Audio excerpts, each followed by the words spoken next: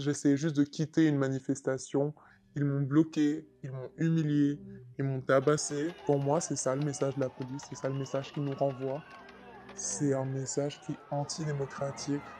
On ne peut pas être dans une démocratie libre si manifester, ça a des conséquences de violence et ça a des séquelles si graves. Je me suis quand même fait euh, check-up à l'hôpital et ils m'ont diagnostiqué avec une commotion. On s'est retrouvé à l'hôpital parce que Kira a subi des coups si violents. J'avais des bleus partout sur mon corps. Ici, ici, ici, sur mon dos, mon doigt cassé, ici sur mon tête. Mes amis aussi, couverts des bleus, parce qu'ils n'arrêtaient pas de nous taper. Des manifestants, là quand même, contre la guerre.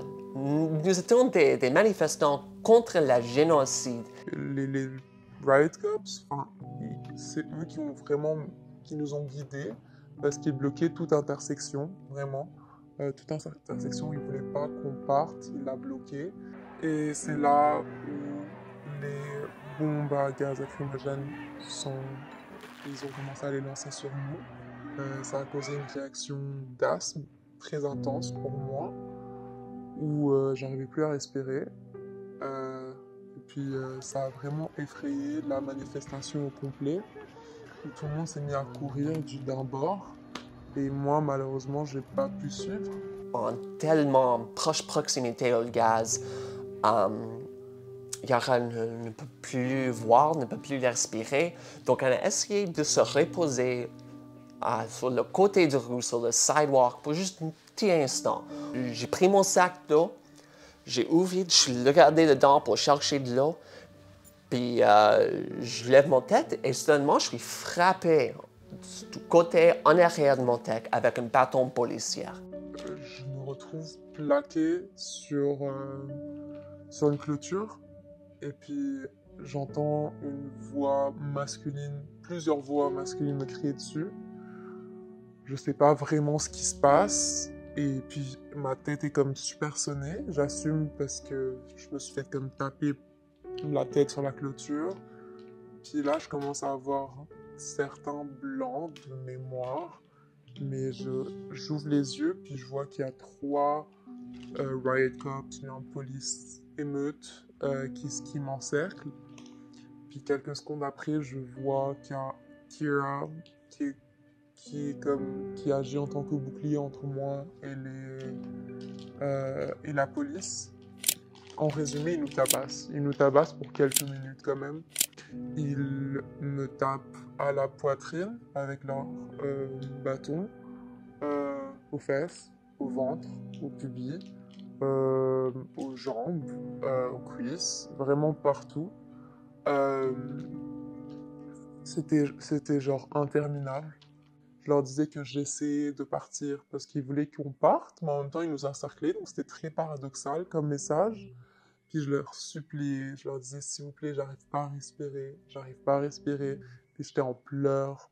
Je pense que c'était à peu près ce moment où l'un des policiers s'est casé mon doigt. J'étais frappé en arrière, je suis tourné et mettre mes bras en avant de mon visage pour essayer d'éviter d'être frappé dans le visage, dans la tête encore. Puis, comme quelques manifestants sont brisés des fenêtres, ils ont pris ça comme permission de nous tout attaquer. Tu sais, c'est des vitres qui se font briser. Eux, ils m'ont brisé ma tête, c'est pas le même rapport. Puis même si, admettons, moi j'ai été là-bas en tant que manifestante pacifiste, c'était ça mon but, mais ils m'ont vu commettre aucun acte criminel, mais même si ils m'auraient vu commettre un acte criminel, dans quelle mesure est-ce que ça leur donne le droit de me taper, de m'humilier et de me causer des conséquences graves à mon cerveau, physiquement, mais mentalement aussi. Tu sais, eux, ils nous ont interpellés lorsqu'on était hors de la manif. Ils auraient même pas... Enfin, donc ils nous ont vu rien faire, franchement. On n'était même plus manifestants. On était juste des personnes, des civils qu'ils ont tapés au final. Enfin, je sors plus autant qu'avant, parce que clairement, je peux pas sortir. Enfin, je porte des lunettes de soleil partout dehors. Les bruits me dérangent, la lumière me dérange. Ok, donc il y avait quelques fenêtres qui étaient brisées. Mais là, c'est mon doigt qui est brisé. Ben, de plus en moins, c'est mon psyche qui était brisé, là. J'allais voir un médecin qui m'a diagnosticé wow, avec la trauma, la post-traumatic stress disorder, là. Là, je prends des calmants pour pouvoir dormir parce que pour une semaine, j'ai quand même pas dormi parce qu'à chaque fois que je dormais, j'avais des cauchemars de l'événement. Le médecin m'a diagnostiqué avec un choc post-traumatique sévère qui se manifeste de différentes manières.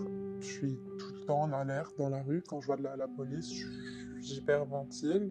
Même au métro, j'entends des bruits. Si j'entends des bruits brusques, je suis comme en hyper-vigilance. Et je pense que ça va rester. Parce que pour moi, c'était un peu un événement hyper traumatique où je m'apprêtais à mourir. Je m'apprêtais ou bien à mourir, ou bien à tomber dans un coma. C'est un abus de pouvoir grave qui a été exprimé ce soir-là. Puis c'est des personnes qui doivent avoir des conséquences dans leurs actions. Moi, personnellement, je vais les poursuivre à la justice. Police vont toujours être sur le côté qui arrête le progrès social. Le changement social, ça vient à cause d'une disruption. Tu as besoin de manifester.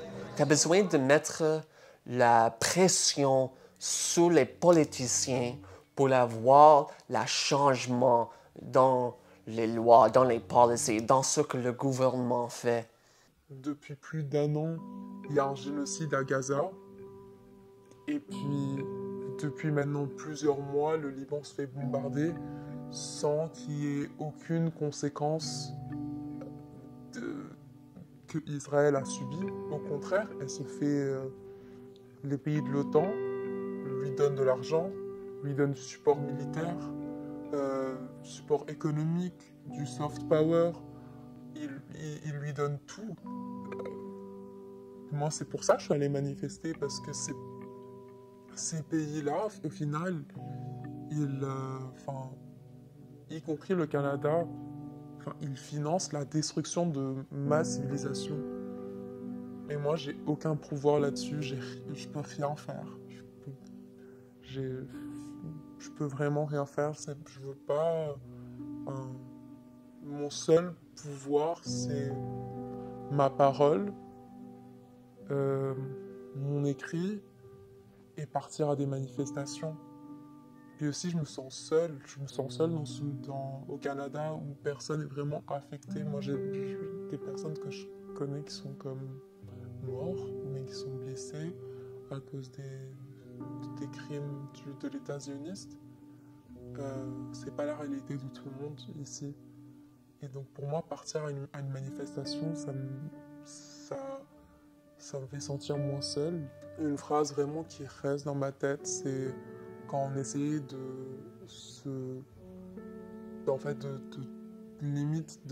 s'enfuir de la police, j'essayais d'apporter notre humanité à la conversation.